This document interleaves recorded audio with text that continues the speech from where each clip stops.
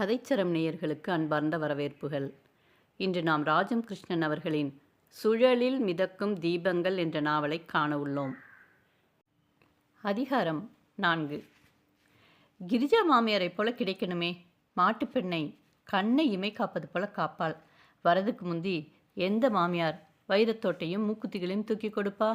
தோடு மட்டும் 20க்கு குறையாது என்று சொல்லி சொல்லி எந்த குறையுமே கிடையாது என்று தீர்த்து விட்டார்கள். அவனுக்கு 5000 ரூபாய் சம்பளமாம். வேலையை விடணுமான்னு கேட்பாளா என்று அதையும் இயல்பாக தீர்த்து விட்டார்கள். கல்யாணமான புதிதில் சில ஆண்டுகள் பாம்பேயில் இருந்தார்கள். பிறகு சென்னையில் பரத் பிறக்கும் வரையில் வாசம். அடுத்து டெல்லிக்கு வந்து விட்டார்கள். மாமியார் காலம் காலமாக பழகிய ஊர், நட்பு. என்ன, நான் கேட்டதுக்கு நீங்கள் பதில் சொல்லலையே, வேலையை நீங்களாத்தான் விட்டீங்களா? அப்படி ஒரு கேள்விக்கே இடமில்லை. கல்யாணமாகல, வேலை. கல்யாணமான பிறகு பொருளாதார தேவையும் இல்லை. இவர் பாம்பேயில் இருந்தார். அதை பற்றி என்னவே சந்தர்ப்பமில்லை. ரொம்ப சரி, பாம்பே ஒரு காரணம். ஆனால் உங்களுக்கு இப்படி பிஜி எல்லாம் பண்ண ஆர்வமாக இருந்ததெல்லாம் இன்வால்மெண்ட்டே இல்லாமல் செய்ததுன்னு இப்போ ஒத்துக்க முடியுமா? ஓ, அதை எப்படிங்க சொல்வது? அப்போ ரொம்ப என்தூசியாஸ்டிக்காக டீச்சிங் மெத்தடில் ஒவ்வொரு லெவல்லையும் சோதனையே பண்ணியிருக்கிறேன். அங்கே ரொம்ப குழந்தைகள் பின்தங்கிய வகுப்பு. நல்ல ரிசல்ட் கொண்டு வந்திருக்கேன். ஒரு குழந்தை பாருங்க, தாய் ஒரு திருடி, தகப்பன் ஒரு குடிகாரன். அவளுக்கு பெற்றோராலேயே ப்ராப்ளம். அம்மாவே பெண்ணை திருட சொல்லுவா. கௌரவமாக இருக்க இந்த பள்ளிக்கூட யூனிஃபார்ம் போலீஸில் பிடிச்சிட்டு போய் இந்த பள்ளிக்கூடத்து பொண்ணுன்னு சொன்னதும் ஸ்கூலுக்கே கேவலம்னு அவளுக்கு டிசி கொடுக்க ஹெட்மாஸ்டர் பிடிவாதமாக இருந்தார். அவளை நான் தனியாக வச்சுக்கிட்டு பிரச்சனையை அவள் அம்மாவையே கூப்பிட்டு பேசினேன். 2 வருஷம் அவளுக்கு சொல்லி கொடுத்தேன். 10th பாஸ் பண்ணிட்டு போனான். ஒண்டர்ஃபுல் ஆண்டி, நீங்கள் இப்போ வெறும் அடுப்பு பூச்சி ஆயிட்டீங்களே. தூண்டி கொடுத்ததும் பொலபொலவென்ற ஆற்றாமை சரிகிறது. இப்போ நானான்னு ஆயிட்டது. என் குழந்தைகளுக்கு கூட சொல்லிக் கொடுக்க முடியாத நிலை. கவிதா இங்கிலீஷில் 40 மார்க் வாங்கியிருக்கு. கோச்சிங் கிளாஸ்க்கு போகிறா. நினைச்சால் கஷ்டம்தான். இது அப்பட்டமான உரிமை பறிப்புன்னு தோணலை உங்களுக்கு? தோணினால் என்ன செய்யலாம்? It is too late. Better late then never என்று ரத்னா அவள் கையை பற்றுகிறாள். இப்போ என்ன பண்ணலாம்? இந்த வீட்டு பொறுப்பை யார் ஏற்பார்கள்? உங்களைப் போல் இருக்கிறவர்கள் சொந்த குழந்தைகளுக்கும் அந்நியமாகும் நிலைமையில் இருப்பது பரிதாபம்தான். உங்கள் வீட்டில் மாட்டியிருக்கும் படம் பற்றி தெரியவில்லை. ஒரு சமூக விஷயம் பற்றி தெரியாது. வாழ்க்கையின் ஒரு பொது ஓட்டத்திலிருந்து ஒதுங்கிய ஒரு அன்றாட நியமத்தில் நீங்கள் உங்களை ஐக்கியப்படுத்திக் கொள்கிறீர்கள். இது முழுதும் தேவைதானா என்பதை நீங்கள் ஏன் நினைத்தும் பார்க்கவில்லை? பெரிய பெண் சக்தி இப்படி வீட்டுக்குள் முடங்கி வீணாகப் போவதை பற்றி சிந்தியுங்கள். இந்த சமுதாயத்தின் குறைபாடுகள், துன்பங்கள், இதெல்லாவற்றிலும் நமக்கும் ஒரு பங்கு இருக்கிறது என்று ஏன் எப்பொழுதுமே நீங்கள் உணரவில்லை? அவன் சற்றே ஆறுதலாக காஃபியை எடுத்து பருகுகிறான். ரத்னா சொன்னது போல மிகவும் நன்றாக இருக்கிறது. புன்னகை செய்கிறான். என்னை மன்னித்து விடுங்கள். குழப்பி விட்டு விட்டேனா? ஓ நோ, இல்லை. இந்த அதிருப்தி என்னுள் ஆழ புதைந்துதான் இருக்கிறது. ஆனால் பொருளாதார தேவை இருந்தால்தான் பெண் வேலைக்கு போகலாம் என்ற நினைப்புதான் 100க்கு 90 பேர்களிடையே இருக்கிறது. அது ஒரு உரிமை என்றோ இல்லையில் அறிவுபூர்வமான மலர்ச்சியும் ஆளுமையும் அவசியம் என்றோ யாரும் நினைப்பதில்லை. சின்ன சின்ன வட்டத்திற்குள்ளேயே செக்குமாடாக முடிந்து போக வேண்டியிருக்கிறது. ஆல் ரைட், நான் ஒரு சின்ன கொஸ்டினரை கொடுக்கிறேன். அதை கொஞ்சம் படித்து உங்களுக்கு ஆறுதலான நேரத்தில் பதில் எழுதி கொடுப்பீர்களா? இது வெறும் சடங்கல்ல. ஏதேனும் உருப்படியாக மோட்டிவேட் பண்ணணும் தான் ஆசை. தன் பையிலிருந்து நீண்ட டைப் செய்யப்பட்ட காகிதம் ஒன்றை எடுத்து அவளிடம் கொடுக்கிறான். மேலெழுந்த வாரியாக பிரித்து பார்க்கிறாள். பெயர், வயது, படிப்பு, பிறந்த இடம், வகுப்பு, குடும்ப நிலை பற்றிய கணிப்பு, கூட்டு குடும்பமா தனி குடும்பமா, அது பற்றிய கருத்துக்கள், இவள் திருமணத்தில் வரதட்சணை உண்டா, சுயசார்பு விவரம், ஆண் பெண் குழந்தைகளின் வளர்ப்பு முறை பற்றிய விவரம், இவள் கருத்து, கற்பு நிலை பற்றிய கருத்து, பெண்ணின் பொது வாழ்வை பாதிக்கிறது என்பதில் அனுபவம், குடும்பத்தில் ஆணும் பெண்ணும் சம உரிமை பெறுவது என்பது செயல் ரீதியாக சாத்தியமா, ஆணின் இயக்கம் குடும்பத்தில் எந்த விதமாக இருந்தால் சம உரிமை பெறலாம் என்று கருதுகிறாள். இப்படி பல வினாக்கள். அபு விடை பெற்று கொண்டு போகிறான். ரத்னா அவனுடன் தெருமுனை வரையில் செல்கிறாள்.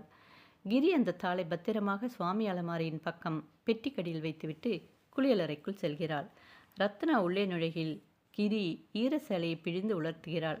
கேட்டது ராமாயணம், இடிப்பது பெருமாள் கோயிலா? என்ன அக்கிரமம் இது கிரி ஆண்டி? அவளை பார்க்காமலே கிரி பதிலளிக்கிறாள். ரத்னா, கூட்ட வெடிச்சிட்டா பிறகு அதில் இருப்பதில் அர்த்தமில்லை. அதனால் உடனே செயலாக்க முடியாது எதையும். ஆம், கிரி ஒரு முடிவுக்கு வருவதென்பது எளிதல்ல. வந்தால் பின்வாங்கல், விட்டு கொடுத்தல் என்ற பேச்சுக்கே இடமே கிடையாது. கணவன் ஊரிலிருந்து வந்திருக்கிறான் என்றால் கிரிக்கு அவன் அழுக்கு உடைகளை சுத்தம் செய்யும் வேலை கூடுதலாகும். அவனே ஒரு தரம் சொன்னான். ஏதோ ஒரு செமினாருக்கு மிஸ் மேனன் சென்றிருந்தாளாம். ஒரு சேலை இஸ்திரி போட நம்ம ஊர் கணக்குக்கு 40 ரூபாய் ஆகிறது. சாம், நீங்கள் எவ்வளவு செலவு செய்தீர்கள் என்று கேட்டாளாம். அது பற்றி எனக்கு கவலை இல்லை. இங்கே நான் ஒன்றுமே பண்ண வேண்டாம். 10 நாட்கள் தானே. ஊரில் கொண்டு போய் போட்டால் என் மிஸ்ஸஸ் எல்லாம் சரியாக்கி வார்ட்ரோபில் வைத்து விடுவாள் என்றாராம். 3 மாதம் போல சென்றிருந்த பொழுது என்ன செய்தார் என்று அவனும் சொல்லவில்லை, இவளும் கேட்கவில்லை. அவன் உடைகளை பெட்டி போட கொடுத்து வந்து அவற்றை அலமாரியில் வைக்கையில் அலமாரியை ஒழுங்காக வைக்க எல்லாவற்றையும் எடுக்கிறாள். மேல் தட்டில் ஒரு புதிய அலங்கார வேலைப்பாடு அமைந்த பெட்டி இவள் கண்களில் படுகிறது. பவள வண்ணத்தில் பச்சையனாமல் பூ வேலை செய்ய பெற்ற அலங்கார பெட்டி ஒரு சிறிய ஃப்ரீஃப்கேஸ் போல இருக்கிறது. ஏது, இது போல ஒரு பெட்டி முன்பு கிடையாதே. வாங்கி வந்திருக்கிறாரா? சொல்ல மறந்து போனாரா? பெட்டியை எடுக்கிறாள். மரப்பெட்டி போல கனமாக இருக்கிறது. பூட்டு சாவி துவாரம் கூட வேலைப்பாடு அமைந்தவில்லையால் மூடப்பெற்றிருக்கிறது. ஆனால் சாவியும் இல்லை, திறக்கவும் முடியவில்லை. இதுவரையில் அவளுக்கு தெரியாத ரகசியம் எதுவும் அவனிடம் இல்லை என்று நம்பியிருக்கிறாள். இது இது என்னவாக இருக்கும்? பிறகு வேலை ஓடவே இல்லை. பெட்டி புழுவாக குடைகிறது. அதில் ஃபேன்சியாக அழகு பொருள் ஏதேனும் இருக்குமோ? ஊரிலிருந்து வந்த பொழுது அவள் தானே பெட்டியை காலி செய்து துணிகளை எடுத்து ஒழுங்கு செய்தாள். ரத்னா அன்று காலையிலேயே விடுதிக்கு செல்வதாக கூறி போய்விட்டாள். ஆனால் பிறகு வருவாள். இவள் வினாத்தாளை பூர்த்தி செய்து வாங்கி போக சாமுவிடம் பேச வருவாள். அபுவை கூட்டி வந்தாலும் வருவாள். அபு கிறிஸ்தவனா, முஸ்லீமா? எப்படி வேண்டுமானாலும் இருக்கட்டும், வித்தியாசமானவன். பெரியவள் கற்பகத்தின் தாறுமாறான வாழ்க்கை குழப்பம் நெஞ்சின் நினைவுகளை முட்டுகிறது. சீராக இருக்கும் குடும்ப அமைதி. இது அமைதியா? உண்மையில் கிரி, நீ மகிழ்ச்சியும் உற்சாகமுமாக இருக்கிறாயா? ஆனால் சாமு தாயாருக்காக இவளை அடிமையாக வைத்திருந்தாலும் வேறு விதமான கெட்ட பழக்கங்களோ நடத்தை பிசகானவனோ அல்ல. அவர்களுள் எந்த விதமான ஒளிவு மறைவுக்கும் இடமில்லை. இல்லை, இருந்திருக்கலாம். ஆனால் எப்பொழுதும் அவள் தானன்றே விட்டு கொடுக்கிறாள். அவளுக்கு உடல்நிலை சுகமில்லை என்றாலும் கூட அவள் வேலையை அவன் வந்து செய்ய வந்திருக்கிறானா? அந்த நாளிலும் அவன் அதிகார நிலை மாறி இருக்கிறதோ? டாக்டரிடம் போனாயா என்று கூட கேட்க மாட்டான். இவளே டாக்டரிடம் ஓட வேண்டும். மருந்துகள் வாங்கி வந்து சாப்பிட்டு உடலை காத்து கொண்டு உழைக்க வேண்டும். ஆனால் அவனுக்கு ஒரு தலைவலி வந்தால் கூட தாங்க மாட்டான். வீடு 2 படும். தொலைபேசி மணி ஒலிக்கிறது. ஹலோ, கிரிதானே? நான் சாயங்கால ஃப்ளைட்டில் பாம்பே போகிறேன். அங்கே இருந்து திருவனந்தபுரம் போயிட்டு வருவேன். ரெடியாக எல்லாம் எடுத்து வை. வந்ததும் கிளம்பி விடுவேன். ஒரு வாரத்துக்கான ட்ரெஸ் வேண்டியிருக்கும். அவ்வளவுதான். இது போன்ற அவசியங்களுக்காகத்தான் அவனை பொறுத்த மட்டில் அந்த கருவி பயன்பட்டிருக்கிறது. வந்ததும் வராததுமாக அதை இதை அங்கங்கே வீசிவிட்டு பறப்பான். இவள் பார்த்து பார்த்து தேவையானதை செய்ய வேண்டும்.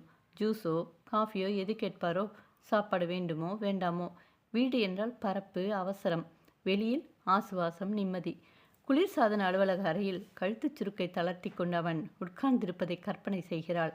அழகான அந்தரங்க செயலாளர், நக சிவப்பும் உதட்டு சாயமுமாக விட்டு. சாமு அந்த மாதிரியான சபலக்காரன் இல்லை, சரியே. ஆனால் அந்த பெட்டி நல்ல வேலையாக அவன் புறப்பட்டு செல்லும் முன் சமயம் வாய்க்கிறது. அவள் அலமாரியின் பக்கம் நின்று அருகில் குளித்துவிட்டு தலைவாரி கொள்ளும் அவனிடம், ஆமா, இது என்ன பெட்டி? ஏதேனும் ஃபேன்சி சாமானா? வாங்கிட்டு வந்து சொல்லவே இல்லையே என்று கேட்கிறாள். அவனும் புரியாதவனாக எது என்று கேட்கிறான். பெட்டியை வெளியில் எடுத்து காட்டுகிறாள். ஓ, இதுவா? ரோஜா மாமி கொடுத்து வச்சிருக்க சொன்னாலாம். ஸ்டேட்ஸ் போகிறாளோ என்னமோ. விவேக்குக்கு கல்யாணம் நிச்சயமாகும் போல. இது என்ன புதுசாக இருக்குது? ரோஜா மாமிக்கு அவங்க வீட்டில் இல்லாத பந்தோபஸ்தா இங்கே? பேங்க் லாக்கர் எங்கே போச்சு? தாகூர் அவனியூவில் கோட்டையாக வீடு, செக்யூரிட்டி, ரொம்ப நாளாக இருக்கும் சமையல் சாம்பசிகம். இவர்களை மீறி என்றுமில்லாமல் இது என்ன புதுசு? அப்படி என்ன விலை மதிப்புள்ள சாமான்? நகையா? நாவில் இவ்வளவு சொற்களும் வரவில்லை. இது என்னவாம்?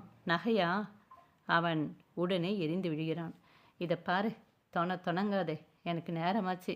என்ன வச்சிருக்க? சப்பாத்தியா, ரைஸா? ஏன் இப்படி எரிந்து விழணும்?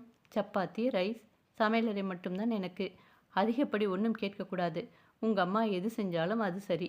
நான் ஏன் என்னன்னு கேட்டால் கோபம் வந்துடும். முணுமுணுத்து கொண்டு அகலுகிறாள். தாழ்மைப்படுத்தும் இந்த நடப்பு அவளை 1000 நெருஞ்சு முட்களாக மாறி பிடுங்குகின்றன. தட்டில் சோற்றை போட்டு மேசையில் வைக்கிறாள். குளிர் நீரை எடுத்து வைக்கிறாள். மேசையில் டக்கென்று உரைக்கிறது. ஏ கிரி, என்ன முணுமுணுக்கிற?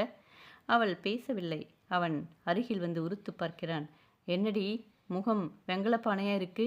நான் ஒன்றும் முணுமுணுக்கலை. நான் பேசக்கூடாது. பேசினா உங்களுக்கு ஆத்திரம் வரும். பேசாமலே. என்னடி, நான் மிஷினா? அழுகை கொப்பளிக்க கத்திவிட்டு திரும்புகிறாள். அவன் சொற்றுத்தட்டை தூக்கி எறிகிறான். தண்ணீர் குப்பியை வீச அது உடைந்து சிதறுகிறது. எப்படியும் சுடுகாடா போங்க. எப்போ வீட்டுக்கு வந்தாலும் சிரிப்பு கிடையாது. முணுமுணுக்கிறா, இல்லாட்டி அடுப்பில் வேத்து ஒழுகிட்டு நிற்பா. சை, கடனேன்னு தண்டமாக எதையான செஞ்சு வைக்கிறது. இன்னைக்கு பகலில் லஞ்சு வச்சுருந்தியே, ஏக உப்பு, ஸ்பூனை காணலை. என்னமோ ஒரு நாள் மறந்துட்டேன். அதுக்கு வாய் வார்த்தை இல்லையா? வாய் வார்த்தை இல்லாமல் இப்போ யாரடி குத்தராப்பில் கொட்டினா? இதை பாரு, நீ என்னமோ நாம தான் இந்த வீட்டை தலைமையில சுமந்து தாங்குறோம்னு நினச்சிக்கிட்டு இஷ்டப்படி நடக்கிறாப்புல தெரியுது. எனக்கு இந்த மறைமுகம் எல்லாம் பிடிக்காது. எங்கள் அம்மாவையோ என்னையோ பிடிக்கலைன்னா புறப்பட்டு போ. வீட்டை நாங்கள் மேனேஜ் பண்ணுவோம். என் நிம்மதியை கெடுக்க வேண்டாம்.